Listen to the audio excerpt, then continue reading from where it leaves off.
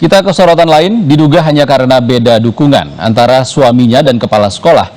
Seorang guru honorer di Kabupaten Muna, Sulawesi Tenggara dikeluarkan dari data pokok pendidikan atau Dapodik. Selain itu, sang guru honorer yang mengajar di Sekolah Dasar Negeri 2 Kabangka ini juga dinonaktifkan mengajar.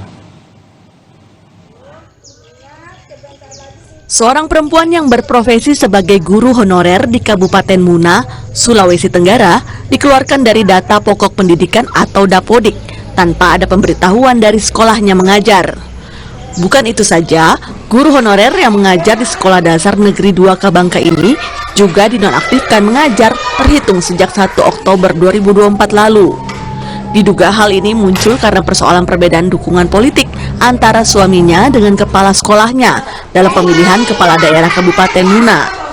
Sementara itu, Sartika, sang guru honorer, tidak pernah mengikuti kegiatan politik praktis atau menjadi tim sukses salah satu pasangan calon.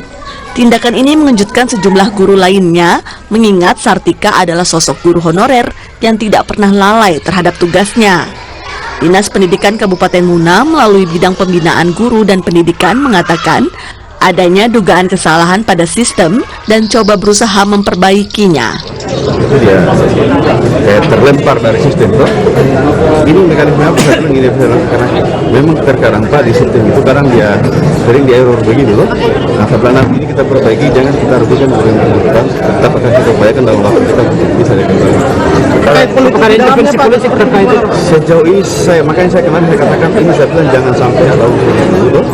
Saya sudah kita juga karena tidak tahu juga kenapa dia bisa terlempar dari sistem. Makanya yang sama saya masih telusuri. Kira-kira di mana dia punya letak tuntas ini tentunya dia bisa terlempar dari data. Sementara itu, kepala sekolah belum memberikan klarifikasi secara resmi terkait pemberhentian guru honorer ini. Devi Atnonike, Kompas TV, Muna, Sulawesi Tenggara.